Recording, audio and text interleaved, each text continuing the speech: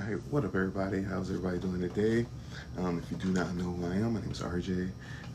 Today, I'm going to be talking about, searching for the answers, right? We're all on this journey, and everybody's searching for different answers, different ways to make sense of their reality, of their past, and put it all together, right? Um, this is something that's been a really big topic over the past couple days with me and the people closest to me. What up, Ava? How you doing? How you doing? Um, so, like I said, we've been going through this type of psychology of, once again, searching for the answers. What answers are you searching for? What does it mean to you? Like everybody, is going through these stages of enlightenment, or awakening, and everybody's searching for something. Everybody is. Everybody's searching for something, and it's a part of our spirit that's like pulling us towards that something. And oh, it's funny. It is 4:44. What up, say? How you doing? It's a part of our spirit that pulls us towards that something that we're searching for.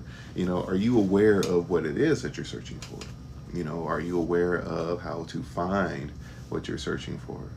And then this is something I really want to, kind of talk about and discuss. And, by all means, it's open discussion. So you have any questions, comments, or anything, drop them in the, in the live. And, you know, through my journeys, through traveling, through teaching a bunch of people, I've met people. I was talking to Natalia last night.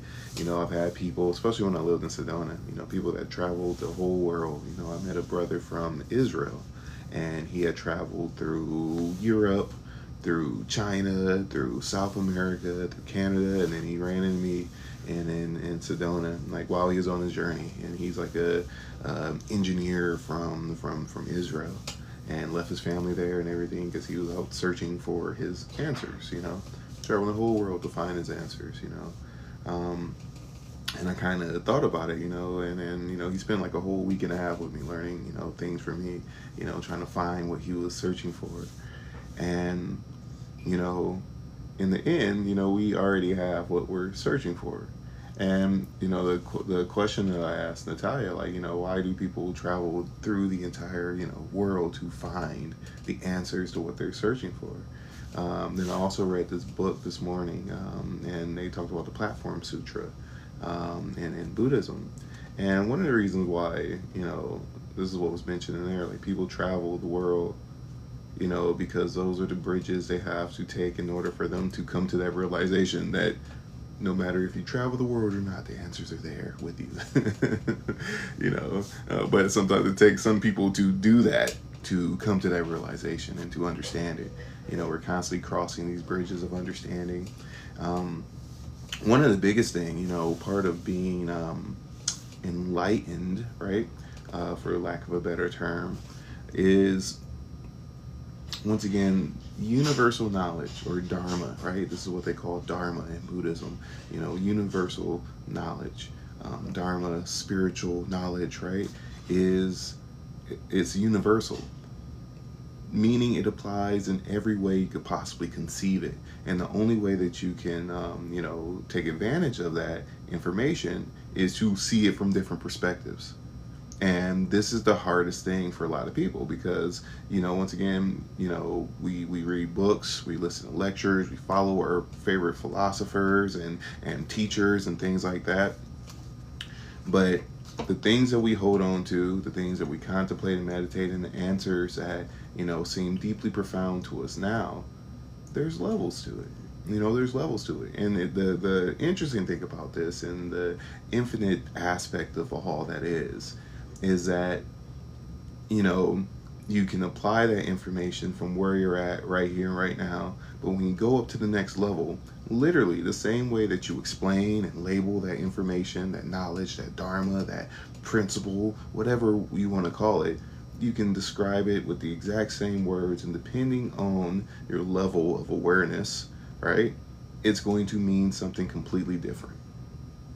Something completely different. And this is the most interesting thing about, once again, the answers that we seek, because we are seeking these answers, and we have the answers, right? But are we looking at the answers from the right perspective, from the right level? What up, Gus? How you doing? What up, Natalia? Um, you know, How do you guys feel about this? What realizations have you come through? What answers were you looking for that you found that answer, right? And then later on down the line, that answer kind of transformed, and oh, I know my answer on a deeper level, right? Because everybody's searching for something different. Everybody's path is different, and the game of life is your ability to see things for the infinite aspects of what is, and not our definitions of what we give things, because anything could mean anything. Everything is everything. That's why I love that saying. Everything is everything. Everything.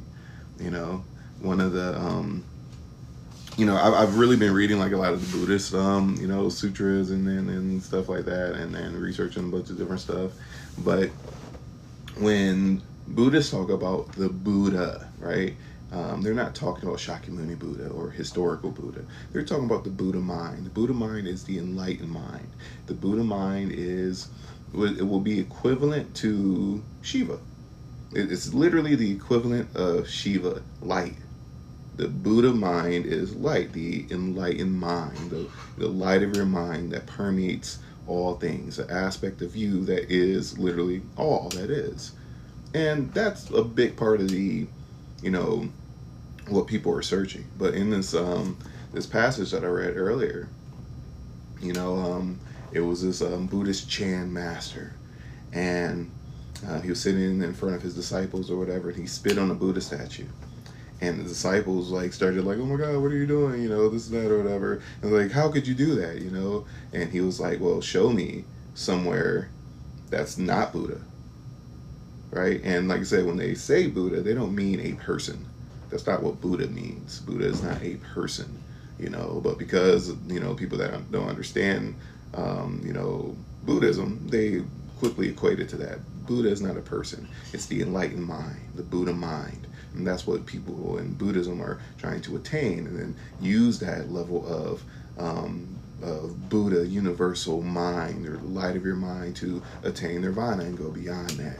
That's what it means. So they looked at him crazy, like how dare you spit on the Buddha statue? He's like, well, show me anywhere that's not the Buddha mind, that's not the universal mind, that's not divine. Show me anywhere in all of creation, anything whatsoever that's not divine, that's not sacred, because I need to spit again.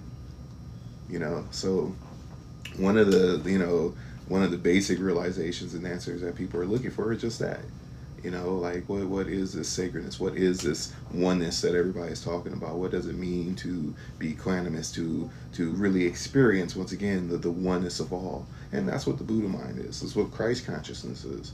It's literally what Christ consciousness is. Krishna consciousness, all these different, divine levels of insight and light that people are cultivating so they can develop a relationship to the totality of who they are, and it's all one, So on your quest to find that, if you have not experienced that firsthand, what have you done to find that? What up, Mary Vellis and Natasha? Lynn, how you doing? What are you doing to find that? What has worked for you? What hasn't worked for you? Because there's all types of different psychology you can use and to develop your mind. In what I teach and what I share in Hermetics, and for everybody that's in the course, you'll kind of feel this, right? So for everything that I teach, it's not so much this is how you become enlightened. What I teach is specifically, yes, you become enlightened in many, many different ways, and you can see the formless aspects of creation. You begin to lean towards and ascend towards that Buddha mind, right? That universal mind aspect, and literally it's a pathway. That's exactly how you do it. But you only get there through your own spiritual maturity. How much it really means to you, your own level of sacredness and reverence, and your ability to practice and prioritize your own path and divinity above everything else. And this is the most important thing, because your divinity, your path, your enlightenment does not look like anybody else's. And this is the key that a lot of people are missing, because they're searching for answers that other people have that's in resonance with their path, right? Not, okay, how can I find this within myself? And, we go to people, places. You know, people do their pilgrimages and stuff like that. They go to specific people. Oh, can you bless me with this, you know, realization, or, you know, all these other things. But that may not be your pathway to enlightenment. You know, it may not be your pathway to understanding the universal mind, to understanding the Dharma, the Buddha mind, the Christ consciousness, Krishna, whatever it is that you're connecting to, whatever frame of reference you choose to, you know, to look at it through, you know. And so where you're at right now, you know, have you developed a goal in mind? You know, what is that answer for you that you're searching for? Because we're all searching for different things. Well, no matter what level of enlightenment, no matter what level of ascension you're at, no matter where you're at, you know, everybody's still searching for something. And it's kind of like, you know, when you work a job that you hate, right? And it's like, there's something missing, right? You know, there's always something that, you know, your spirit is kind of pulling you towards or whatever. Have you identified that?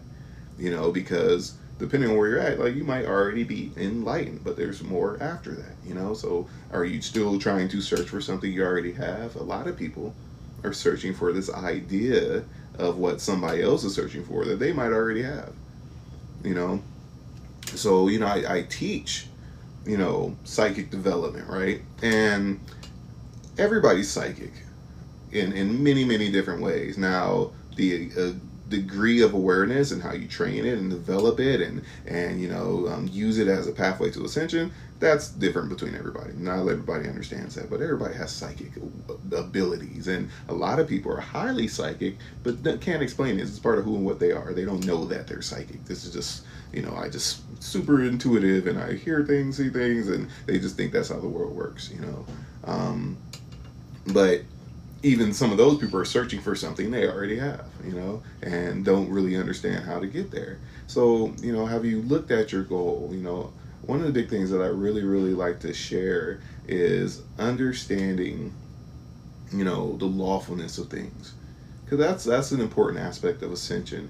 And to use everything that you have right now to get to where you want to be, you have to identify that. You have to identify where is it you want to be. What is it that you're striving for? What is that answer that you're looking for? You know, what exactly is it?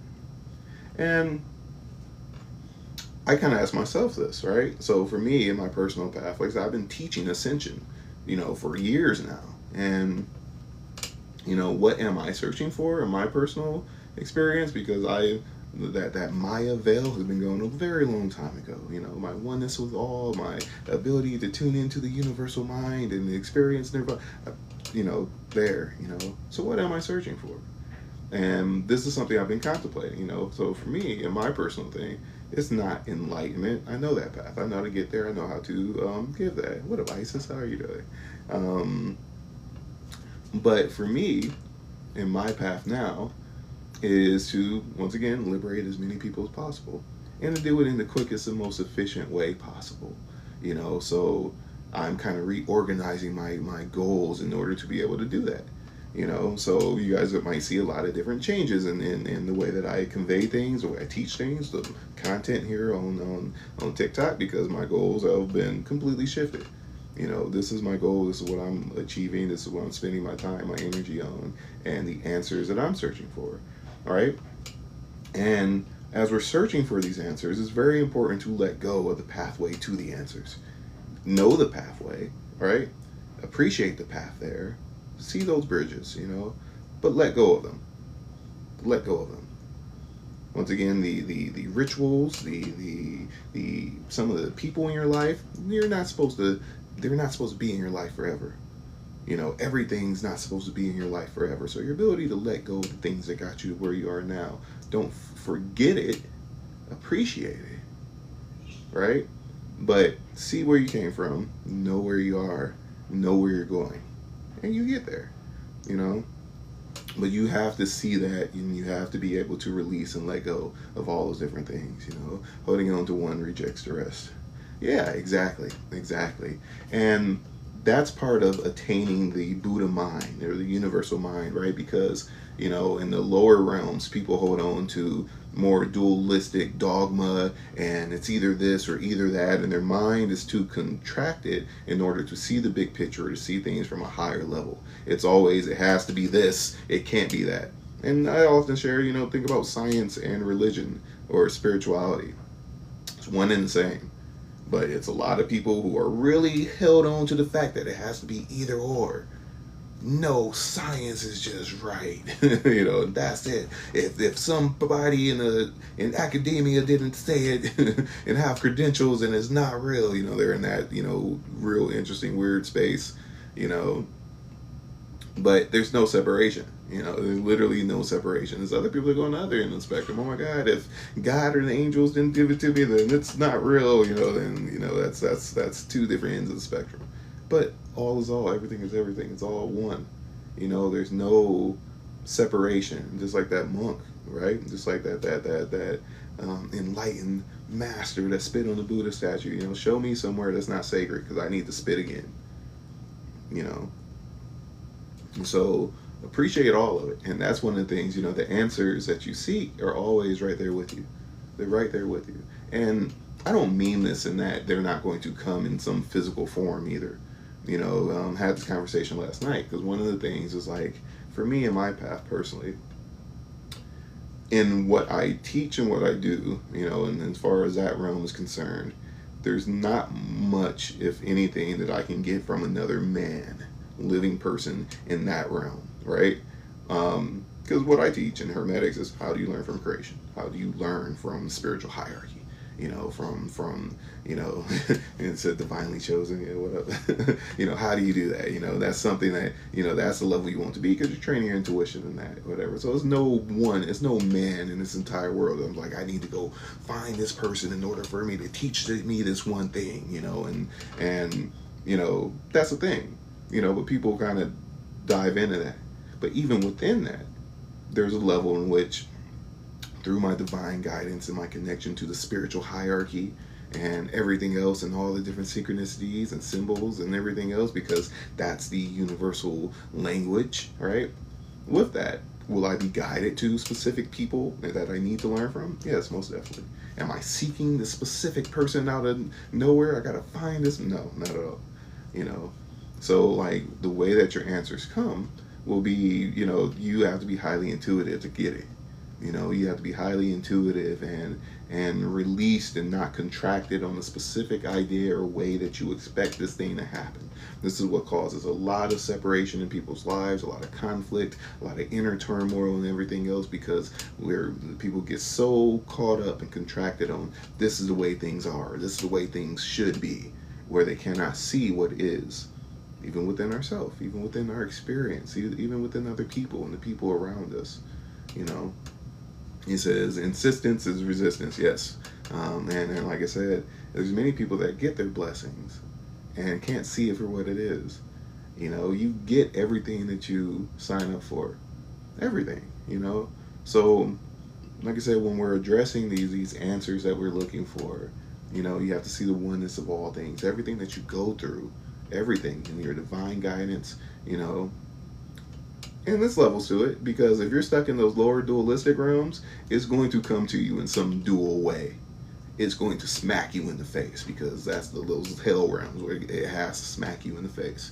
And this is why, you know, when people are in those lower Christian realms, right? It's, you know, you're going to go to hell if this happens. You know, this dualistic, you know, you're going to burn and, you know, go get smited by God, you know, that level, right? And that resonates with people that's below those levels, right? The higher you go, it turns into direct insight. The lower you are in a vibrational scale, it's a real direct answer. It's really, boom, got to smack you in your face in order for you to learn. Think about in the past, right? Before you got to where you are, and how the lessons as a child, you'll get a whooping. Literally, you will literally, boom, you know, it's right there. You ain't learned nothing yet, right? And as you grow and grow, the lessons become easier. They become emotional. And then after a while, as you continue to evolve into a sin, oh, now I become direct insight. I understand this. That's a vibrational skill, you know? So looking at wherever you're at, that's how you receive the answers, you know? And whatever you're tuned into. But if you're really sticky and really contracted and really on this this lower dualistic, hell realm of angels and demons and good and bad, and this war going on outside. If you're in that, it's gonna smack you upside the head. So you might receive it like that. So that's important to look at. The way you frame the question is going to change the way that you receive the answer. And this is the thing. So, like, for everybody, I really suggest that what is your goal? What is it that you are seeking to attain? What is it? What have you identified? What's keeping you where you're at, right? There's always a part of us that resists everything. Whatever it is that you want in life, there's always a part of us that resists, or else you would already have it, right? So have you identified, what's stopping you from getting there? Release on that, right? Have you identified exactly what it is that you want and ask the right questions, and even phrase the question in the way that's going to work for you? Because you can phrase the questions, and remember, we get exactly what we subscribe to, but if you're not direct, and I'm not saying being insistent on the way it comes, but if the question is not phrased right, then you may be bringing something to you that may not be exactly what you pictured it as, right? For instance, we talked about this in the course. So, we're going through our connections and everything else, and, everything synchronizes, and everybody that's in the course. If you've been doing the energy exercises, I know for a fact there's probably not one of you in here that's in the course too, that you thought about something, I really want this thing, and you came across it, oh my God, it's on sale, you have more than enough money to do it, and it's there, and it's synchronized, and the person that you got it from, they were equally as excited to give it to you and accept the amount of money, and then it just synchronizes, right? Just like that. Now, that happens, right? Synchronicity, because you're being more, one with all, and then your intuitive senses are waking up, your spirit is guiding you and everything else. So you say, okay, I'm manifesting a house, and I really want this house, and no matter what, I know I'm going to get this. All right, that's cool, but you better be careful the way that you phrase it, because you might have a really, really, high mortgage that you can't take care of. You can get the house, but the way you phrase it, the way you phrase the question, is going to dictate the answer that you get and the way that you receive that answer. And that's just an example. So when you're doing your precepts, when you're doing your vows, that's something very important to look at, because, like I said, it matters. And make sure that it's not this definitiveness that this is what it is and this is the way it is, because from your perspective, from where you're at, the end game may not be that question or that precept that you develop, that vow that you put in, that may not be the end game. There could be more than that. That's why I always choose when I phrase certain things, and I'm willing to experience it far beyond my current level of understanding and perception. Because if you're just definite, I want to be, whatever, and I realize, I teach hermetics and alchemy and spiritual development, ascension and all that stuff. So don't nobody say, oh, I want to learn as much as RJ. No, you don't. You want to transcend that. You want to go beyond that. You don't want to, you don't want to be like, oh, I want to equal what RJ knows. No, you don't. That's limited. You don't want to do that. I don't want that for any of my students. Everything I teach is so you can literally surpass everything that I teach. That's why I teach what I teach. So the way that you verbalize those questions, those vows, those precepts, and the way that you program your subconscious and understand your subconscious relationship to those things is very, very important. Very important. I know I'm missing all these comments, so I'm gonna go through this. And if y'all got any input or questions on this, and I see that you have, I've just been not reading them because I've been talking. Feel free and ask. Bobby De La Cruz, if you're still in there, says, how do you like to craft your pursuit? I think I kind of covered that. I think I really just cover that. For me to craft my pursuit, and I'm actually going through, I'm going to write out, all new goals and stuff. And we kind of talked about this yesterday in the Life is a Video Game talk, right? Because it is. But in order for you to program the video game, because it's a subconscious thing, your subconscious, that's what the astral and mental realms are. The spiritual realms is their subconscious minds. Why everything is mind, everything is everything. The Buddha mind, Christ consciousness, Krishna consciousness, it's your mind, your subconscious mind. So you program that. So you can say, tell your subconscious, yeah, superconscious, same thing. It's the land of perfect ideals. It's the world of perfect ideals. Well, no matter what you say, that's what you get, because that's what you subscribe to, right? So, list out your goals, whether it's for a year, and all of them. Like, what's my year goal? What's my in-game goal? Right here in this lifetime, what is my goal, right? And you're telling your subconscious, in the time we have left, because part of you knows exactly how much time you have left, this is the end game. I want to master this. I'm, going to enter into nirvana, parinirvana, whatever it is, right? That's end game. That's why I'm doing everything that I do. But you have to address it. You have to identify it. You have to see that what it is. That's the answer that you're trying to, uncover. But if you do not identify the answer, you're going to be searching blindly for something that you might already have.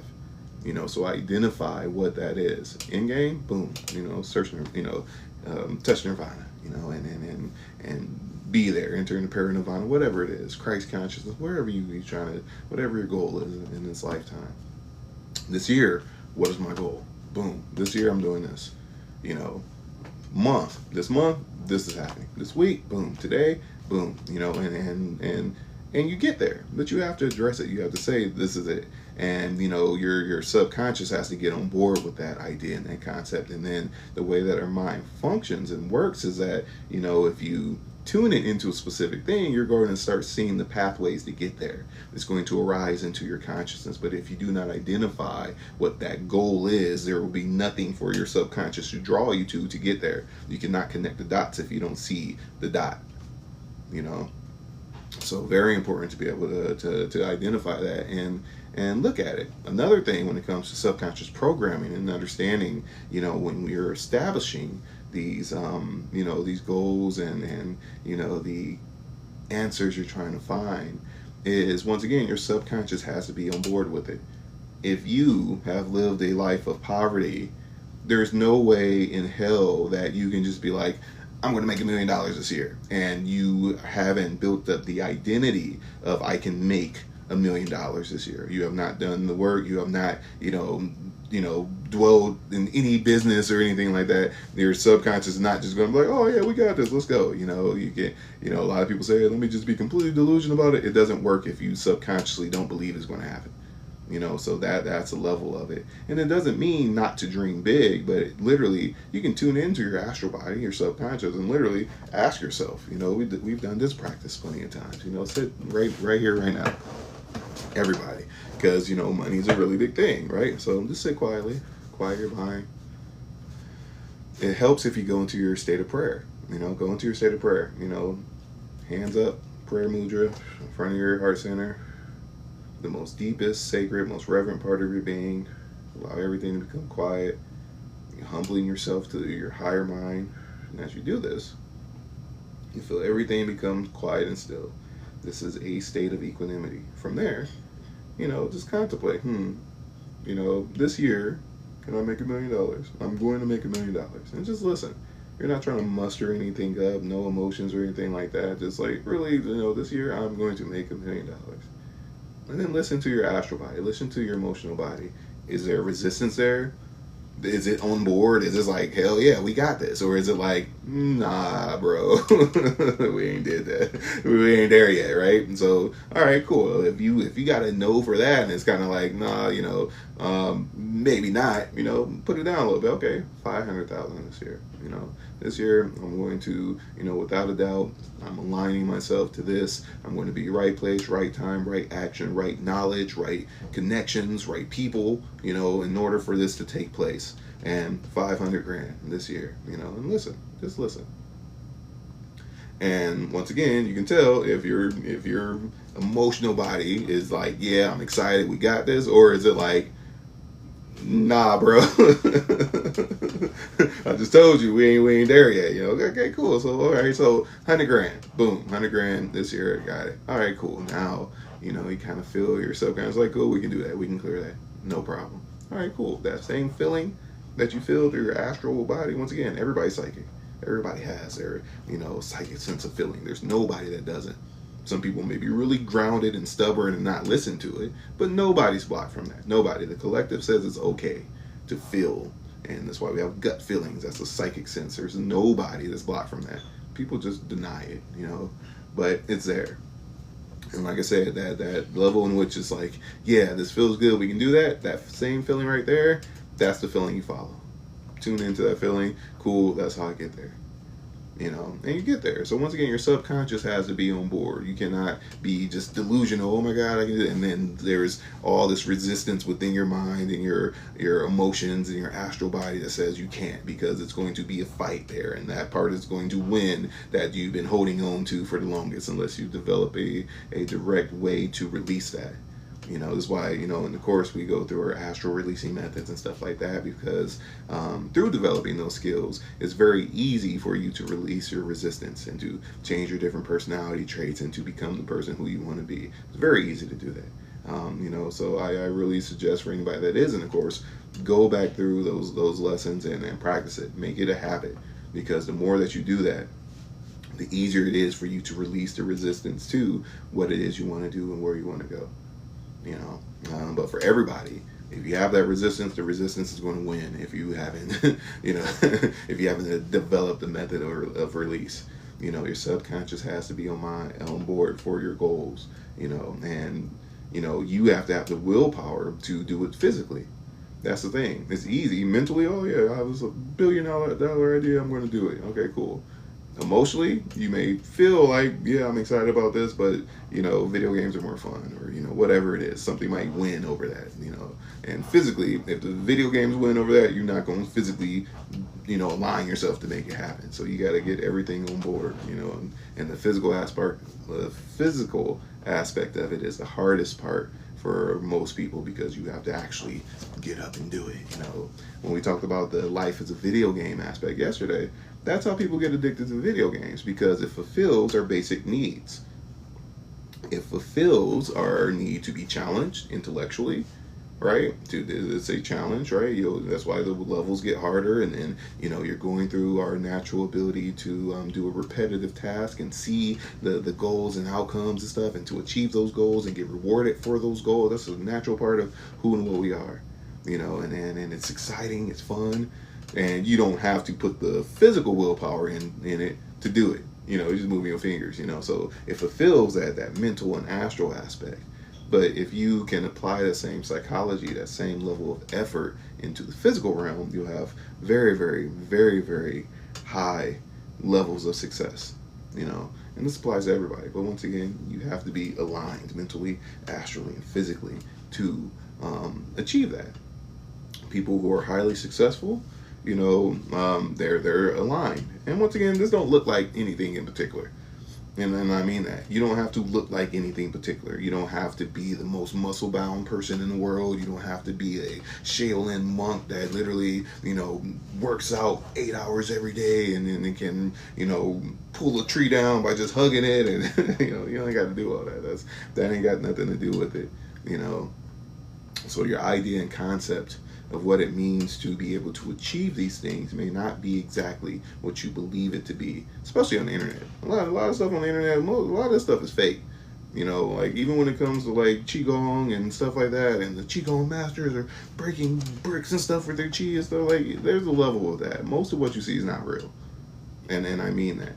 And even with anybody that you see that's doing Fajin and stuff like that, and they're sending people flying across the room and stuff like that, most of those people are doing it to people they train with. They're doing it to their students. They're doing it to people who they know their energy system, and it's really easy for them just to, boom. You can't do that in the martial arts match. That's the hard part, because not everybody's energy is the same. Just like not all situations are the same.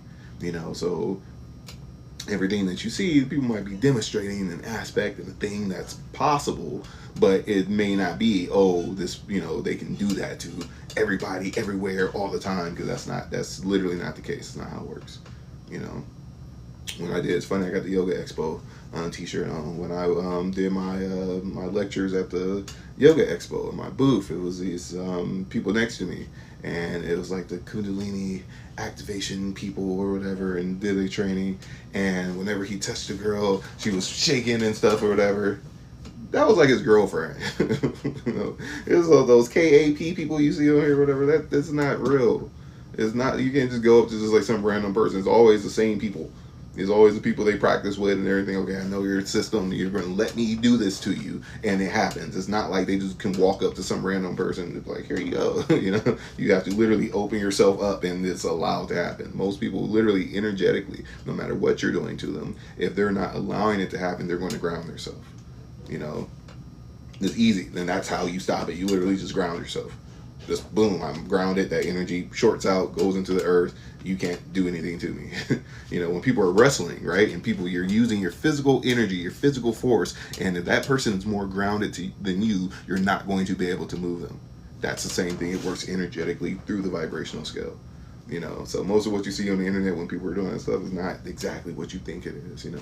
Can it work? Yeah, if that person's allowing it to happen, but most of what you see is not like you can just do that to everybody. Some people are subconsciously stubborn. We are subconsciously stubborn in many types of ways. If life has been beating your ass, all your life, you don't trust people and stuff like that, your protective chi is going to be super hard for anybody to get to you.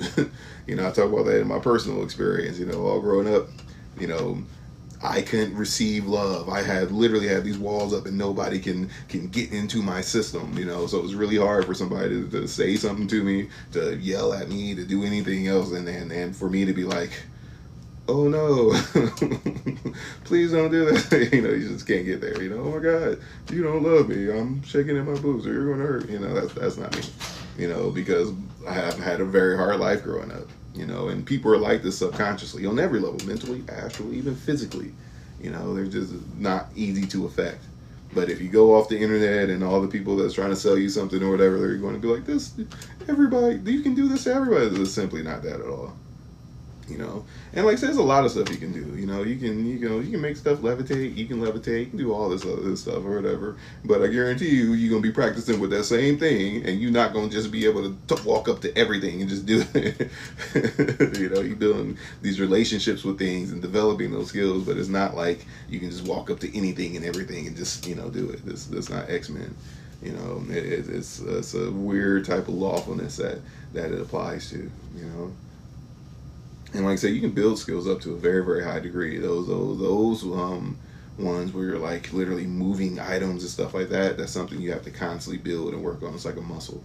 And that's like way too time consuming in my book. But if you need to, do that if that's the answer you're searching for and the answer that you want to, you're trying to answer, then, figure out that puzzle. When you get there, you're going to get to a point where it's like, okay, now it's time to move on to something else. And then that's for everybody. We're all, figuring out these different puzzles at the particular time that it's time to figure it out. And when it's, don't stay stuck on that puzzle. It's like, we talked about the plant medicines and everything else or whatever. It's a medicine, you don't keep taking it if you're not sick. Once you take it, you're healed from it or whatever you need to do or whatever, then you move on. You don't keep doing it. So that's an aspect. And I'm missing all these comments or whatever. I know I responded to like one.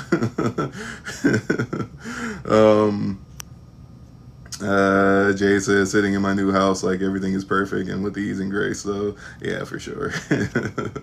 And this is the thing, right? So, okay, when it comes to that, because working on getting a house, working on getting a retreat space too, right? And working on a bunch of stuff, and get in there. But in order for that to happen, one, you have to have the pathways open for it to happen. And you have to be in the right space and time for it to happen with ease. If you got a lot of stuff going on, if you got other people, that's a part of your immediate surroundings and stuff like that, it will take longer because it has to. If you want it with ease and grace, it has to be through an ease and grace pathway. Now, if you want it like violently, then house might burn down. Here you go, boom, there you go with your castle. But certain things take time to be in the right place, right time, so you can get to where you want to go. And it's different for a lot of people, for a lot of people. But having those pathways open and not being real rigid in your idea of what it means to have that, have a clear vision, hold on to that vision, and look at the causation chain, what it takes to get there. And that's what I'm doing right now. Like I said, I'm reorganizing my goals and what I'm trying to answer on my own. The things the puzzles I'm figuring out. Which is vastly different than what yours may be. But being able to say, okay, this is the end game. All right, cool. What's the causation chain? How do I get there? Have you identified, what are the steps to get there? Because if it's something you've never experienced, it's something you've never done, then, how can you get there if you're not aligning yourself to the outcome? You might have an idea of how it works. That doesn't mean you know how it works. It doesn't mean that's what's going to happen. And a lot of it you might already have. But if you don't see the causation chain and are in resonance with it, then you may not get there because things could be lining up, people could be lining up for you and everything else, and you could be missing it. And this happens, it most definitely happens. Says, I ask, what is this app doing for you? This app, TikTok? Well, I don't scroll TikTok often, whatever, like every now and then, just a little bit. But for me, it's a way for me to reach people. That's what it does for me. That's what it does for me. And it's a blessing to be able to have this space to be able to share and to connect with people, and that's primarily what I use it for. So one of the things, for me to achieve my goals, okay, cool, well, I have this. And, I have an audience, I have students, I have a community. Okay, cool, let me work with that and help, use that and build that to get to where I want to go. Because up to now, I haven't really cared about, TikTok or anything like that. I care about my, says, is this disrespectful? Is what disrespectful? I don't know. I'm going to need you to elaborate on that, But, like I said, for me to get to where I want to be, because I'm not there yet, as far as like what I teach and stuff, cool, yeah. But as far as just asking, no, it's not disrespectful. Like I said, I'm an open book. This is why we're here, to have these discussions. Because once again, no matter who you are, no matter what level you're at, what you think you know or believe or whatever, like, we're all answering questions, right? This whole thing is about, what are you searching for? What are the answers that you're searching for? Right? And they come in many shapes and forms and different, people, through social media, through television, through movies, through all these different things, and it's all connected, It's all connected. So why are you here? In what aspect, Like I said, once again, I'm here to talk about things like this, because one reason why I go live a lot is not just to promote my course or anything like that. It's literally to give people something different to think about, to inspire people, to literally, because I'm fortunate enough that I've seen life from so many different perspectives. And that's something that I kind of thrive off of. Even when before I started my journey, when I would start a new job, like literally, I will go, and I lived in northern Indiana, right? And in Osceola is literally like the Klan compound is there. Like David Duke and all those people, like literally like the top ranking people in the Klan, like that's where they live. That's their people, right? They own all the warehouses and stuff like that. So, sorry, no, you ain't upset me. Not at all. I don't think you can do that. So when I used to go and like and work in different warehouses and stuff and meet different people, Confederate flags up, and I mean like all types of stuff. And these ain't the ones. Oh my God, this is my heritage. No, it mean exactly what you think it mean. Because half of them went from down south anyway. But whenever I would go into a space, I would say, hey, look, especially since I would be like one of the only black people there. I'm like, hey, look, I'll make you a deal. Like random dude, the people that's like cool with it or whatever. I'm like, I'm gonna make you a deal. If I got some questions I want to ask about, white people, you gonna let me know? Because if you got any questions, I'm gonna let you know. And like I've always been like that. Like back when I was, especially like back in the day when I was on like Facebook and stuff a lot. I've had so many questions with like literal like Klansmen and like stuff like that. Especially when I was really into politics and stuff because I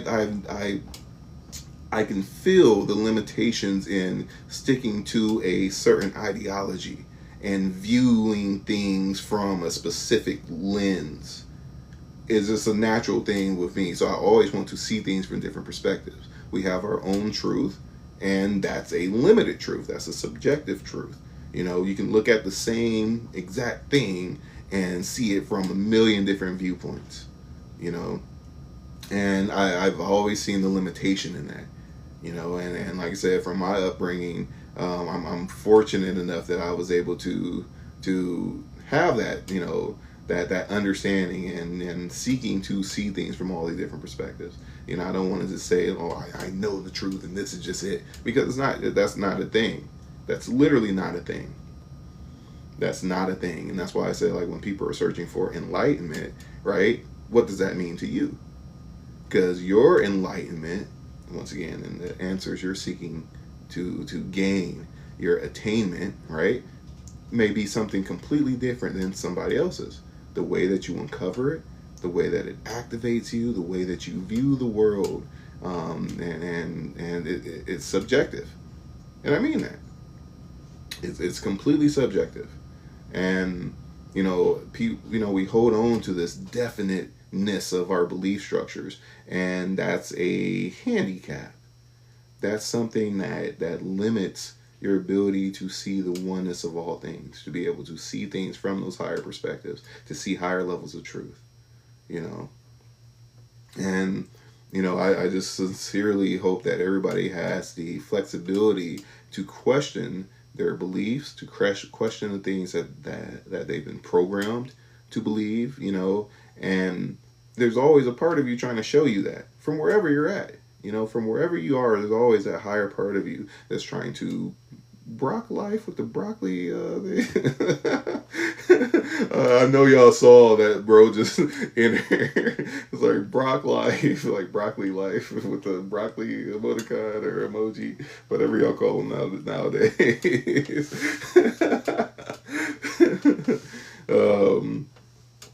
So yeah, so I kind of lost my space with that, but just have the courage to look at your belief structures, to look at, the things that you had no choice in subscribing to. Because this is how our identities are formed. It's not through what you willingly are learning or what you're willingly, trying to achieve. It's something that's been forced upon you that you had no choice. All the stuff from, I share this all the time, from society, from your parents, from religion, from your culture, right? From all these different aspects that you had no choice but to say, this is true, right? And it may have been really good for your survival, but this is something that was forced upon you that you had no choice to, say, oh, I believe that or I don't. This is just what it is.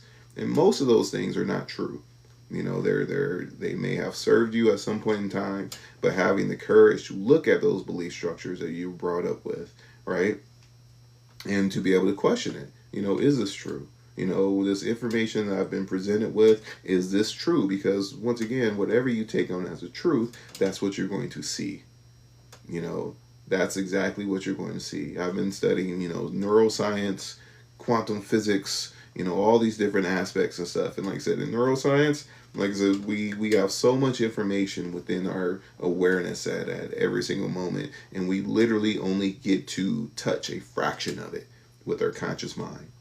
So your mind, Your brain, your body chemistry is going to give you the most efficient data and information based off of your past references. It's not going to give you what really is. It's going to give you what your belief of what's there is. And you can look at this through, I remember watching a documentary, and these people that grew up in like the jungle, they grew up in like Brazil somewhere, right?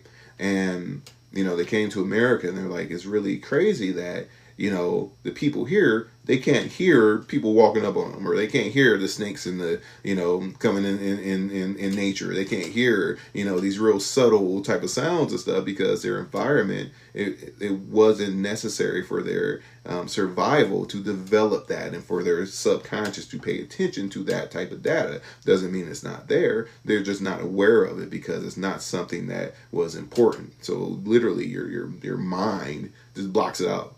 You don't need to know that. It's not important. And once again, we have these parts of us that activate based off of our survival. Even when it comes to your psychic abilities, your psychic senses, it's all about your survival, And even with that, if you become sensitive to something that threatens your survival, it will get cut out. Talk about this all the time. People who grew up clairvoyant. Like, I used to see all types of ghosts and stuff like that, and like something scared the mess out of me when I was like 8, and boom, it's it's cut it off. Oh my God, it's too much. Lots of different crazy experiences.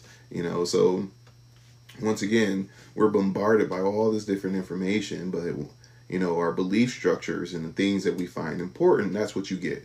Same thing happens with the whole everything that we're talking about. To take it full circle. If you do not know what the answer is that you're seeking, how could you ever see the dots that connect it in order for you to get there?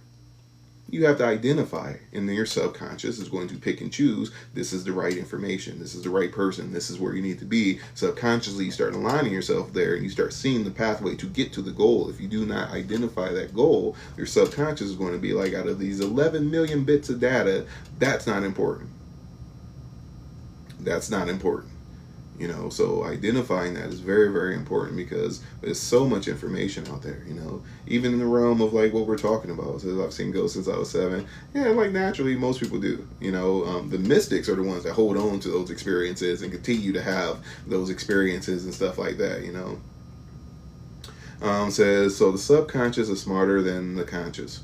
The subconscious is unguided power, right? So the conscious mind is the intending mind. That's the consciousness. That's the level of consciousness in which, when we train, we do our energy exercises, you expand your mind outward, you observe, okay, what part of you is intending? That's your conscious mind. The subconscious mind is, once again, it's all the power, it's your astral stuff that you are cultivating, all the belief structures, all the things that you hold on to as important. If you've seen Inside Out, all those islands that they had, that's your subconscious mind. It's all the things that you hold on to, and your labeling system, your emotional energy, all your attachments and things that you feel anything about. That's all your subconscious stuff, And we take those on from many different, and in many different ways.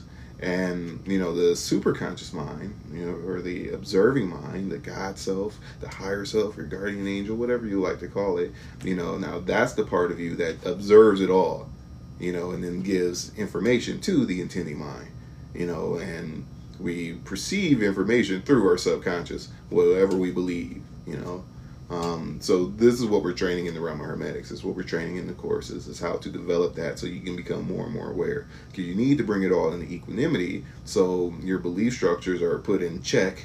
So as you're experiencing higher levels of light and connecting with different levels of consciousness and learning from deities or working with whatever light you're working with or whatever, that you're not seeing things through your subconscious belief structure or attaching your emotions or your old ideals of what things are, so you can see things as they are. The mind is quiet. The emotional, astral, subconscious body is quiet. Your physical body is quiet. And then you can be a direct channel to learn from whatever it is you're learning from, whatever light you're connecting to. If you have not developed those skills, you're not going to be very successful at doing it. says, why you skip my question? Because I'm just talking and I'm barely reading. I apologize if I skipped your question. You're not the only one. So how do we know what our subconscious mind is? So there's different types of traditions that look at the different aspects of the mind in many different ways. And what I teach, like I teach hermetics, right? So hermetics is basically, there's different levels of hermetics or whatever too, but in the system that I teach, we go through the three bodies, right? So you have the mental body, which is the spirit. We have the astral body, right, which is the soul essentially. Then we have our physical body. These are the three realms and the three bodies, the three minds that we have access to, the three parts of our mind that we are working with right here, right now, and everybody has access to it. The subconscious says, isn't the subconscious mind revealed to us in retrospect? I mean, in order for you to see the subconscious, this is why we do the astral training, because it manifests through your subconscious. And when we're doing the energy work and transforming the energy, you're literally making changes to your subconscious. So the astral body, your soul, essentially, is the subconscious mind. The superconscious part of your mind is above that.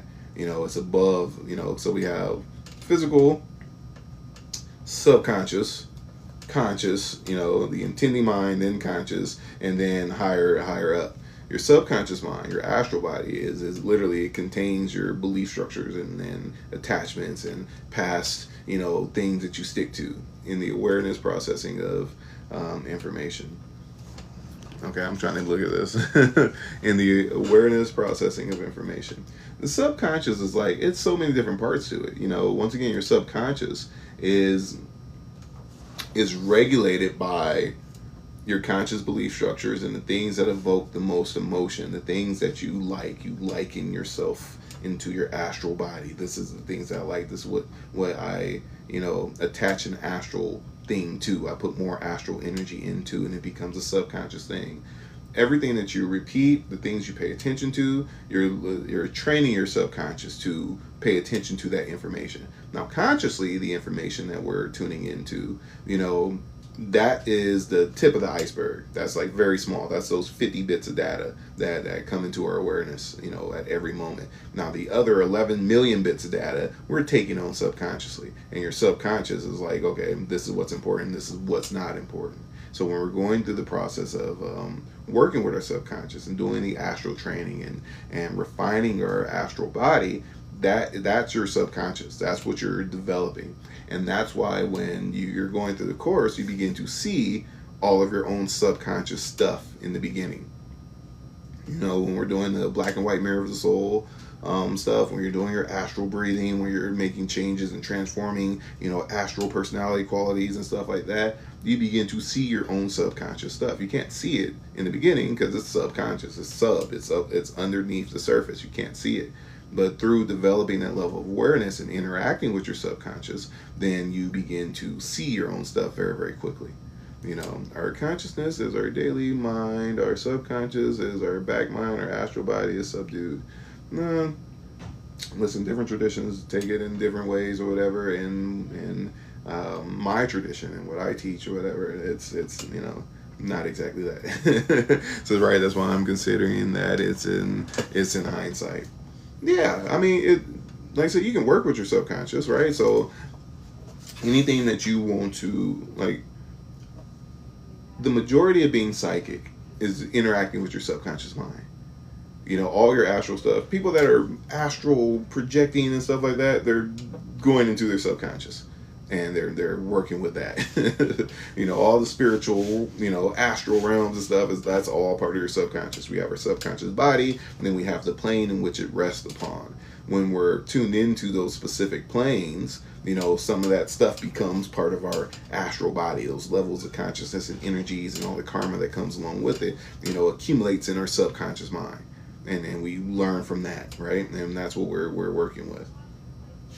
So that's out of our reach. It is most definitely not out of our reach. This is what I teach. This is, and everything that we go through in the course is literally, in the beginning levels of the course is, well, how can I program and communicate and see my subconscious and work with my subconscious? So it's always working for me and not against me.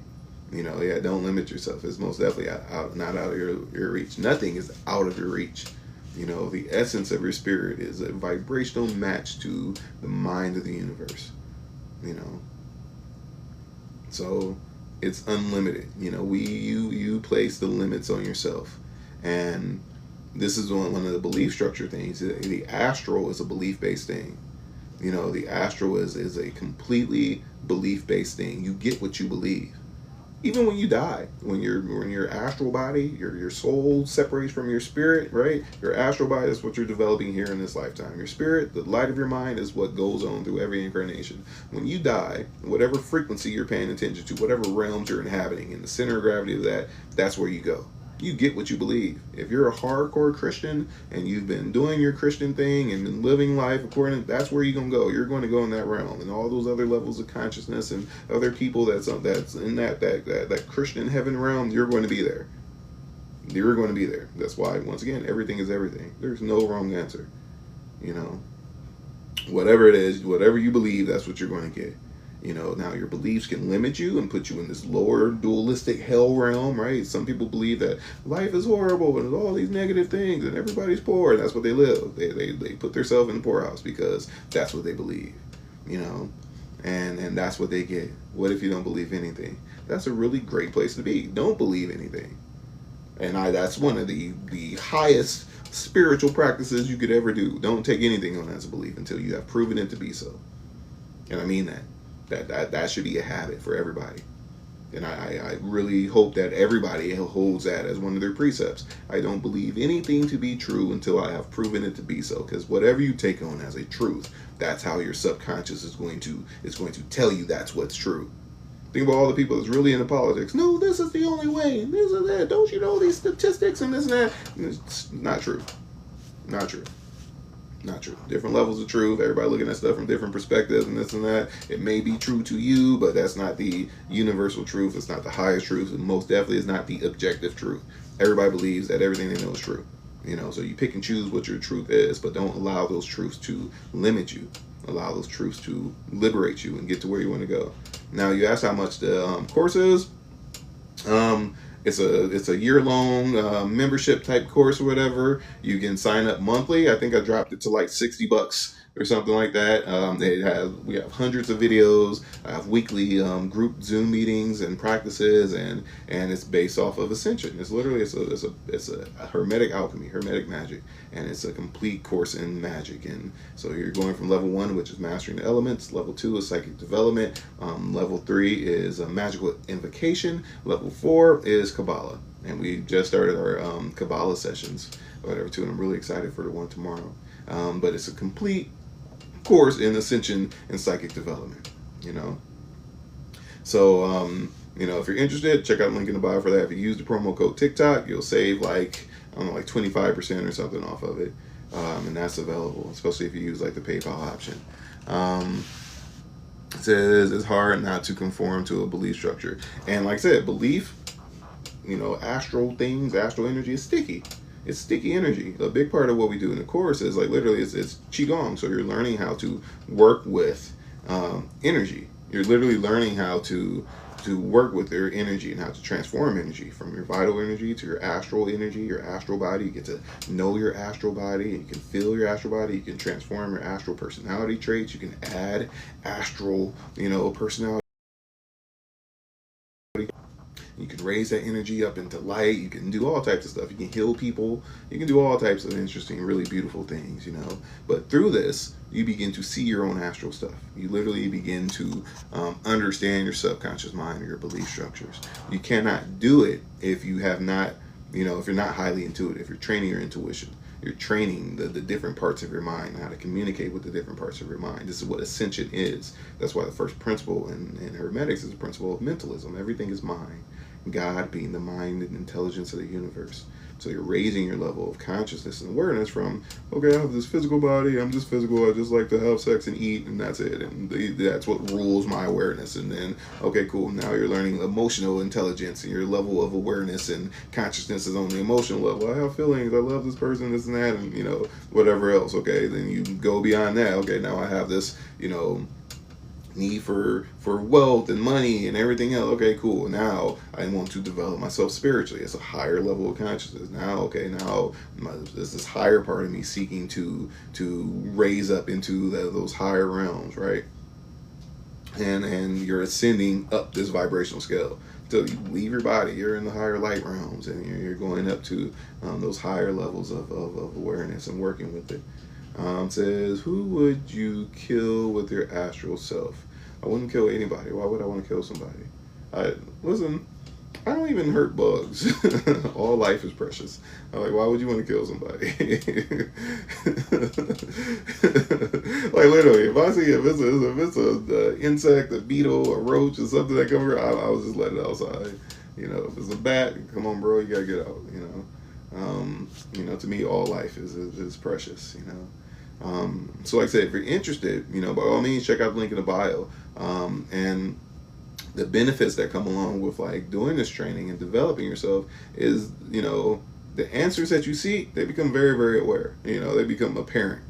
They come up to the surface because you're literally working with your subconscious mind. You're working with all that is. As you ascend, you're building these bridges beyond the self, right? This identity that you developed outside of the divinity that the oneness of who and what you are connected to all things, and you're raising that level of awareness where it literally begins to branch into your physical experience and crossing those bridges, and you get to a point in which you begin to know yourself. You begin to see your subconscious stuff, all your shadows and everything else. You begin to understand dharma, karma. You begin to understand universal law, and things just make sense. Your psychic abilities start to come online. Your awareness begins to raise, and you can see and understand things that you wouldn't have been able to see and understand otherwise. By developing the intuition, it's the most liberating thing you could possibly do, is to train that aspect of yourself. And then from there, whatever path you want to take, it's a lot easier for you to get the answers to what it is you're seeking. Like, Jade said, new house, boom, she's there. You pay attention to it, this is where we want, connect to it, boom, and subconscious will get you there. And our subconscious is not bound to just us. It's connected to everybody that we're connected to. Everybody that we interact with, the people we teach, the people we learn from, the people that we love, the people that we interact with, your subconscious is connected to them. That's why when, people flash across your consciousness and then they call you right after, oh, I was just thinking about you, because you're connected subconsciously. Astrally, you're connected. Mentally, boom, that information is there. Everything that you experience is a subconscious thing. Even if you experience it in the physical. Our subconscious is hidden from us. Your subconscious is hidden from you. If you want to learn more about it, this is what we do, And I'm joking, but like I said, like, it's hidden from you. If you want to learn more about it, interact with it, y'all be nice, she don't know. But like I said, this is what we're working with, This is what we're working with. And literally, you learn how to interact with it. You learn how to program your subconscious mind, how to work with it. He said, but I got no money. Like I said, we can work something out, equal exchange of energy, payment plans. It's, I'll make it as cheap as it needs to be or whatever. If you're truly interested and truly dedicated to wanting to liberate yourself, by all means, like, this is what I'm here for. Like, it's not about money, at all, I'm fortunate enough that, yes, I can generate money from it and everything else, but it's not just that. If somebody is truly interested in developing themselves, there's a couple levels to it. Like, one, if it's really, really meant for you, you'll most definitely have it. As it should be free. It should most definitely not be free. That's what, that's really interesting that people say it all the time. It should not be free. It should be an exchange of energy. Why would it be free? one, if you're not invested in it, you're going to not be invested in it. You're not going to care about, oh my God, I got this for free, throw it away, whatever. Nobody who I've ever given it to for free has been truly invested in it, ever. I've given it away for free. What about the poor? You gotta, you're working up that bridge. One, Hermetics is not for everybody. Hermetics is not for everybody. It's for highly intelligent people, creative people that are developing higher levels of creation and becoming creators.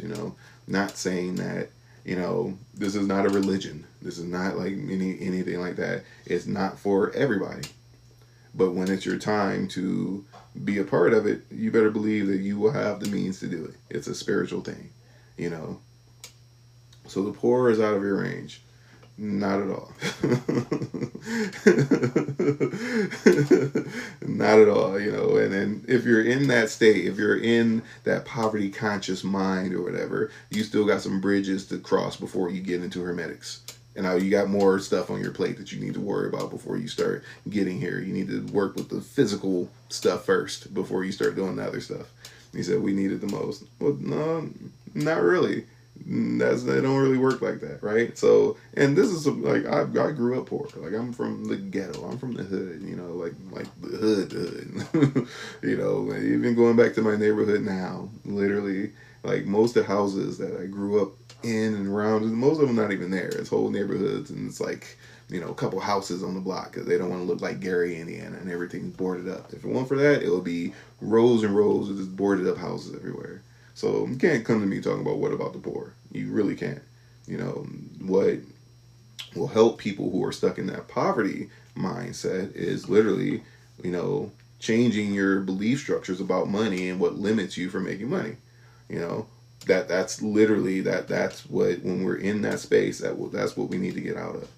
If you have not overcome that hurdle, there's no way that you can practice properly or be in a state of mind that you can dedicate to your spiritual journey if you're stuck in that level and you can't meet your basic needs. And that's where most people are at, when they're in that state of mind. So that's the most important thing to begin to overcome. Now, how can you get there? One, you have to shed your limiting belief structures. Money is not this finite thing. It's not going to dry up. There's nobody taking money from you. There's nobody holding you back. There's all these different relationships that we have to form and begin to look at our relationship with money, our relationship with building money, our ability and our capacity to build money. If money is your most important thing that you need more than anything, I suggest, practicing and studying skills that will increase your ability to make more money. And that's the thing. So learn something. Literally learn something, and know that the only thing that stops people from making money is acting upon their ideas. Because that's what it takes to make money is having a good idea. And I mean that. You can have no credit. Literally, if you have a great idea and you can find somebody that supports that idea, boom, they will give you all the money you need to do it. You can go into the Chamber of Commerce. You can go into all these other places. But once again, if that is your primary focus and you're in a state where you cannot meet your basic necessities, then going into Hermetics and stuff like that should be the last thing on your mind. It takes access to get out, but that's not true. That's not true. Once again, our belief structures. If you hold on to that belief, nothing in you, consciously or subconsciously, is going to tell you otherwise. You're not going to take the steps to get to where you want to go. You're not going to put yourself in space to learn the things that you need to learn and to have the experiences. Nothing in your conscious or subconscious mind is going to say this is possible. If you haven't made up in your mind that somebody is holding you down or keeping you in a box, or they're hiding the wealth from you or anything like that, if you're stuck to that idea, I will gladly tell you that that is a delusion. And I will not feel any negative way about it. And once again, this is somebody, I grew up poor. I grew up in the hood. I was homeless for a whole year, in my 20s, so you cannot come to me and say, this is what it means to be poor, and then everybody, that's not a thing. He said, so you're telling the children of poverty that, once again, if you're in a victimhood mentality and believe that, there's something keeping you there, there's somebody, everything in you is going to make up every excuse of why you cannot get out of it. That's the thing. Now the children are the parents are in poverty and keeping their children in that space. The children ain't do nothing. That's no, they're once again, you can stay there if you want to, but I'm giving you exactly a way to get out of it. I got out of it, and then listen, and like I said, this is something I know a lot about, and I'm going to suggest one of my favorite books. If you want to change your relationship with money, your ability to make money and expand your consciousness a little bit, because that's what it takes. If you're really holding on to this idea of what poverty means, and that once again that you're just stuck there and there's somebody keeping you there, and this outside force, this evil thing that's out there that's keeping you from that. There's a book called The Science of Getting Rich. I always suggest this book. Listen to it. Go to the audiobook. You ain't got to buy it on Amazon or whatever. Free audiobook. Check out the Master Key Society on YouTube. They have a really, really beautifully read version of The Science of Getting Rich by Wallace D. Wattles. I suggest you look at it. So you tell me that there are no countries in poverty. What does poverty mean to you? Value, right? Money does not mean wealth. No, it's way that you can exchange wealth. Money is not wealth. The Western European mind of this is an impoverished place, and these people are impoverished because they don't have a mansion, because they don't have a Mercedes, because that's not that's a thing. There's different levels to it. Yes, there are places that don't have a lot. You can grow up in a village and not work your ass to the bone 72 hours a week and live a perfectly fine life. Does that mean you're in poverty? No, not at all. So people's idea of wealth, and then, like I said, your relationship with money, the way you wrap your head around it, was going to dictate how you relate to it and how you can accumulate it. But you must be willing to change your relationship to it and how you view it. If you're stuck on a certain idea, if you're stuck on this is just how it is, and you don't want to see it any other way, then there's no way that you can ever overcome it. You have to be willing to shed every belief that you have about something in order for you to be successful. And I mean this is one of the things that changed my relationship with money. In order for you to be successful, you have to want it as much as you want to breathe. And if you do not want it that much, then you're choosing to be in a poverty mindset above everything else. You don't want it enough, because there's nothing or nobody keeping you there. The richest people in American history, the majority of them, the ones that created whole corporations, food chains, restaurants, and supermarkets, billions of dollars, hundreds of millions of dollars, the majority of them grew up poor. They were not raised with a silver spoon in their mouth. You live in a country in which you can go from the bottom of the food chain to the top of the food chain really, really quickly. The internet is here. You have access to infinite knowledge and wisdom. Anything you want to learn, you can literally learn it in the palm of your hands. If you think that there's somebody or some outside force that's keeping you in a state of mind and keeping you in poverty, then that is a delusion that you wish to stick to. Once again, you can bring up all these other extraordinary, not really things like, have you seen all of Africa? Have you been to Africa? What countries in Africa have you been to and seen? There's major cities in most African countries. There's mansions all over the place. People imported all types of cars. All of Africa is not this barren wasteland with all the little starving kids and stuff that, the people that pay millions of dollars to have a commercial on TV in the 90s, 25 cents a day. The money y'all spent for this commercial, y'all could have fed the whole place. Y'all could have built the whole infrastructure. So once again, if you take on these beliefs and things that, one, don't affect you in your personal life, you're going to put yourself in a realm of chaos because you're concerning yourself with things that don't affect you. But that's going to become your life. Where you put your attention, right? Energy goes where your attention, energy flows where your attention goes. If you're paying attention to all the things that do not affect you, things you have not seen firsthand, once again, you say you don't take anything on as a truth, you're really certain and holding on to these things in which you have not experienced firsthand. Maybe you have.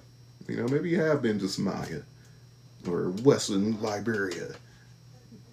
I don't know. But once again, you're holding on to, let's say, if you're in that state, you can't help anybody that's poor by thinking about being poor. You can't. You can't get out of poverty thinking about poverty. You can get out of poverty by thinking about wealth. How can I get there? Once again, you got to see the goal. This is what this whole live stream is about, right? You have this idea in your mind, right? Because everybody wants money. Everybody wants to be financially, free. It says you're just trying to manipulate to get. Okay, hold on to that idea. That limited, contracted type of mindset that you're in, it's not going to serve you. It obviously isn't, you know. And like I said, I have track record. I got proof. I got tons of people. Literally, they know me. They have been, they've been willing to, develop themselves, at their own pace, whatever it is, and they have results. But if you're in this state where you are holding on really dearly to this idea and concept of this is the way the world is, then you'll never have the impetus to experience anything different. So I suggest that everybody have the courage and the willpower to experience that. The world is not what you think it is. Everything on TV, smoke and mirrors. Yes, are people suffering, do horrible things? Yes. Most of it is like a really unique case that's happening in one small place and all types of stuff. It's all built upon, how can we get people to engage their emotions so we can benefit off of them more and more and more. That's how the media has always worked, But if you spend a lot of your time and energy and belief structures focusing on things that are not directly affecting you or something that is outside of your realm of influence, you're going to be wasting a lot of your time and your energy. Because half of us is poor, even in rich continents. I don't know where you learned that from, but that's literally not real. That's like I said, if that's the realm you want to live in, that's fine. That's most definitely a delusional realm. Look at how many new millionaires there are, daily. Where are they at? I said, I don't want anything but the truth. You can't find the truth if you're stuck to ideas, if you're stuck to a specific thing. That's not the truth. That's a personified truth. That's the lens in which you want to view things. You don't want to see anything outside of that. You don't want to see anything outside of that. We live in a world in which, once again, there are 15-year-olds making millions of dollars a day off the internet. You can start your own online store right now. Nothing's stopping you. There's so many different ways, but once again, if you tell yourself everybody's poor, oh my God, that's all you're going to see, whether it's true or not. All the people that you resonate with, they're going to reaffirm your belief structures. Yeah, they are, and y'all just gonna stay poor together. Oh my God, everybody's poor. While your neighbors are moving out and getting new cars, while everybody is buying houses and stuff. Listen, I'm in California right now. The median income here is like $130 a year, right? This is the most outrageous housing prices. So you go to the hood and it's like $500,000, $600,000 houses in the middle of the ghetto, and I mean that, like the ghetto, right? And still, the majority of the people are not poor. There's more homeless people here than like anywhere else, but still, the majority of the people here not even remotely close to being poor. Not even remotely close. Most of the people that's homeless and on the streets is because they're on drugs. I don't know where you're at in that, but when we're in that state and we constantly are putting ourselves in that in that state or whatever, then why would you want to do anything else or experience anything else? So I'm only questioning your truth. Sorry. That's good, but once again, if you stay stuck to those like limiting belief structures, because once again, I'm sorry I can't gift. Yeah, I got a gift or anything, that's okay. I'm gonna send my blessings and my prayers your way. Everybody should seek to be liberated. I suggest if you want to truly change, and enrich your life, I suggest this. Develop this ritual. When you get into the shower tonight, go into your state of prayer, connect to the water element, right? And pray for the water to release any limiting belief structures you may have, any wrong view, whoever you connect to, whatever your idea of God is or whatever. Literally, I promise you, if you do this, once again, those answers that you seek, literally, you do rituals. Everything you do repeatedly is a ritual. So your idea and concept, once again, you real sticky. You real sticky.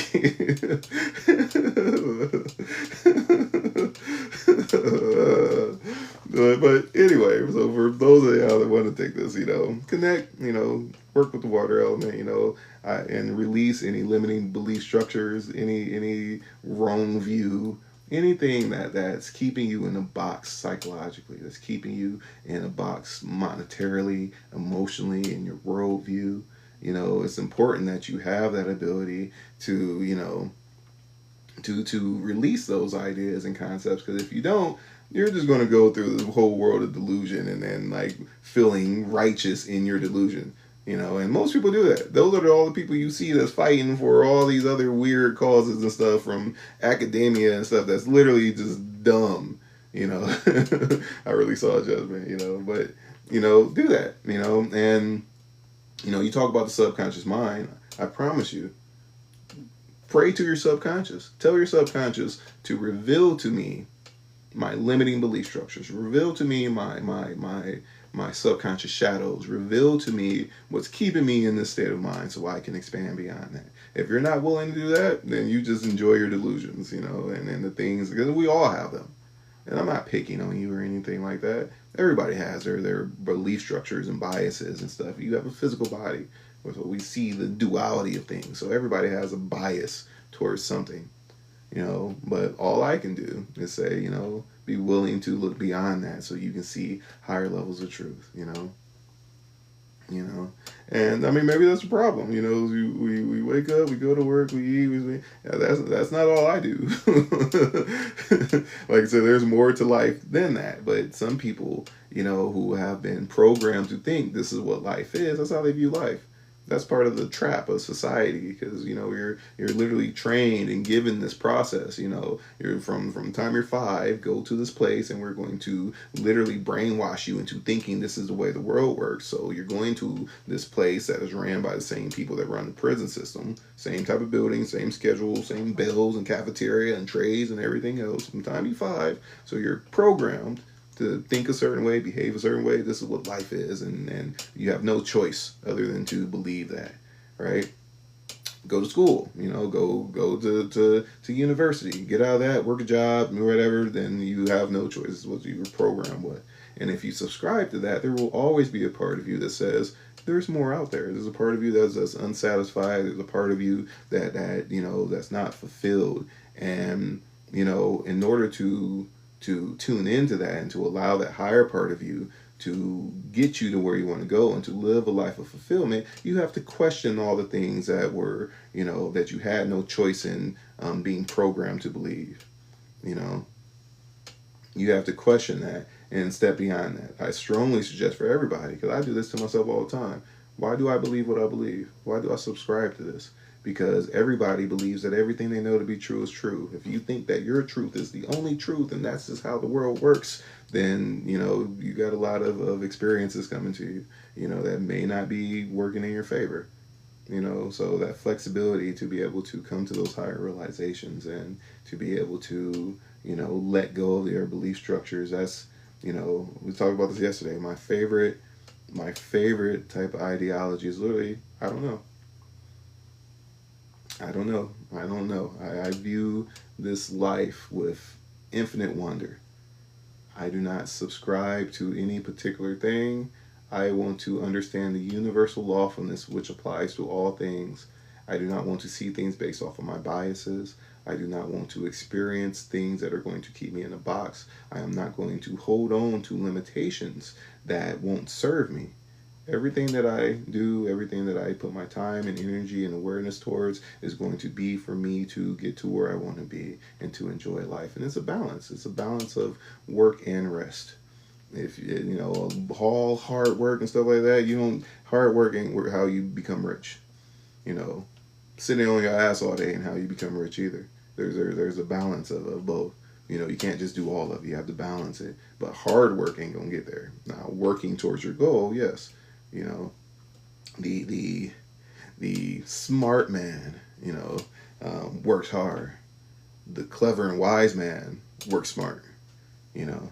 And exactly, and the magical man doesn't work at all. They work hard to the point in which all their hard work pays off. But even within that, there's rest that has to be had too.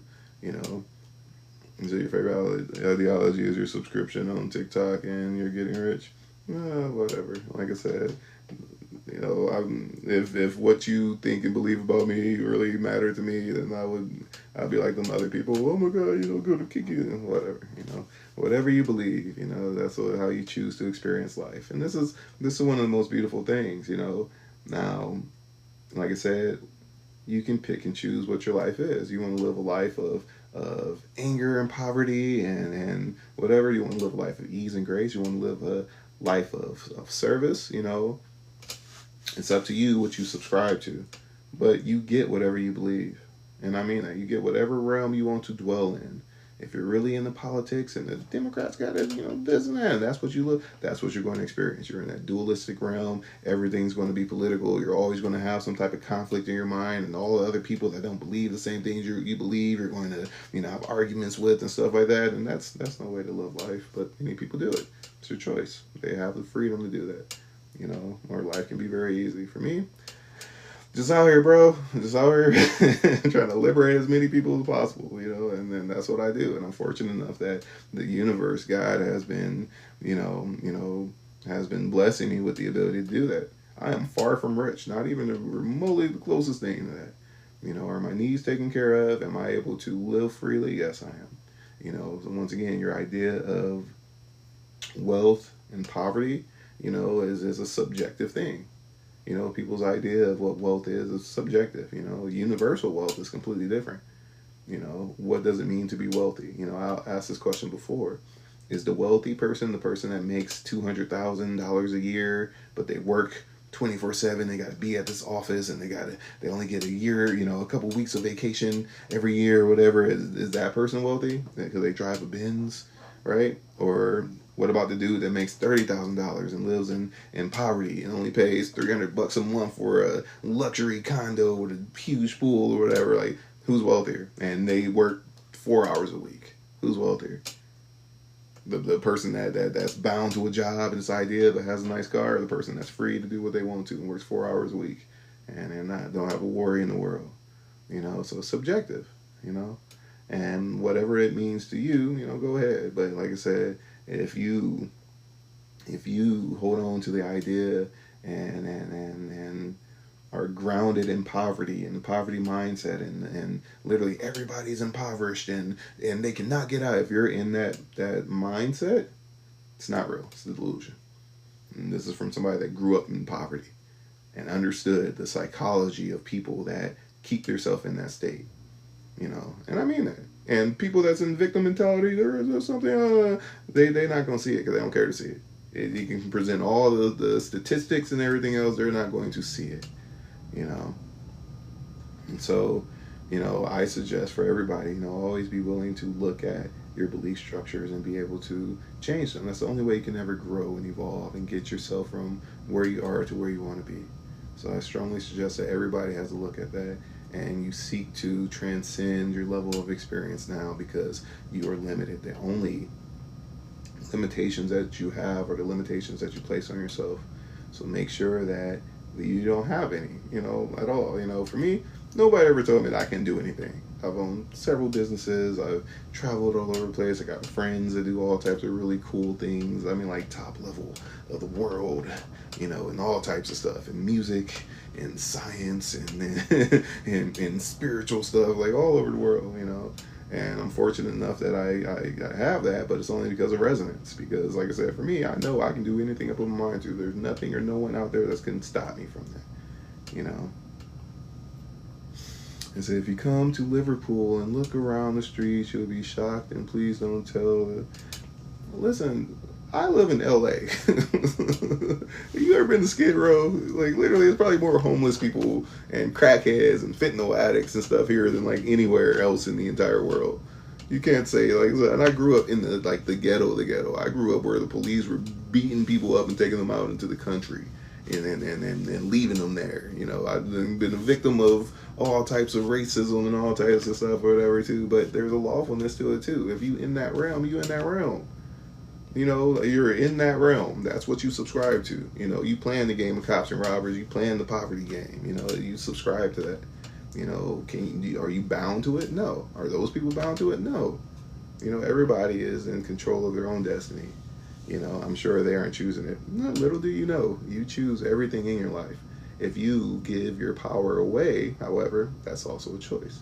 If you say there's something external to you that's holding you down or keeping you bound to your experience, then that's you giving your power away. And I suggest that nobody does that. That's the most limiting belief structure you could ever have. You know, are you a slave? Is anything or anybody keeping you chained to anything? Are you free to use your mind? On the device in which you're watching me, do you have access to the entire wealth of society's knowledge? If you have that, who's stopping you from using it other than you? You know, so I'm gonna leave y'all with that because I'm about to go eat. Other than that, you know, I hope everybody has a very, very blessed and beautiful rest of your evening. Don't limit yourself. You know, don't limit yourself. I hope you enjoy your wealth. Oh, I'm most definitely gonna be wealthy. It ain't gonna be from this. This ain't. You can't get wealthy off of this. You can listen to all the spiritual gurus. Oh my God, you want to? I made close my first 15,000. Whatever. You know, that's not real. Those people trying to sell you just courses. You know, those people just trying to sell you courses. You know, that's not real. Am I going? Yeah, I've been wealthy before. I'll do it again. You know, it's not hard to be. But like I said, I wish you would enjoy it too. You know, you want to come up here. You know, it ain't gonna come from this. You know, will it be the result of, you know, who I meet and connect with and network with? Probably. That's how we work. You know, that's what it means to network and stuff. You know, but like I said, you know, that was enjoy well. That's like, y'all ever see the rap battle is like, tell your mother she makes good bread. Like, I don't know. You know, but, you know, and, you know, usually I don't entertain the debates and stuff, but I thought it was really interesting too. And then I know, I get it. But, you know, for everybody, don't limit yourself. I'm just gonna leave y'all with that and say I wasn't reading none of these comments really. But if you have any other questions, post them in the Discord or whatever. For anybody else, you know, for everybody, you know, check out the link in the bio if you want to, you know, learn hermetics and psychic development stuff like that. That's available. If you want to come to Sedona next month, that's available. If you use 888, it'll take that much off of the cost. If you have any questions or anything, like I said, y'all know where to reach me. Check out the link. Check out lineToYourHighest.com. Join the Discord. And, you know, as always, I hope you all have a very, very blessed and beautiful rest of your evening. And I'm going to post this one on YouTube, too. All right. Oh, my God. Yeah, I'm going. Nope. You done violated now. Eddie Murphy.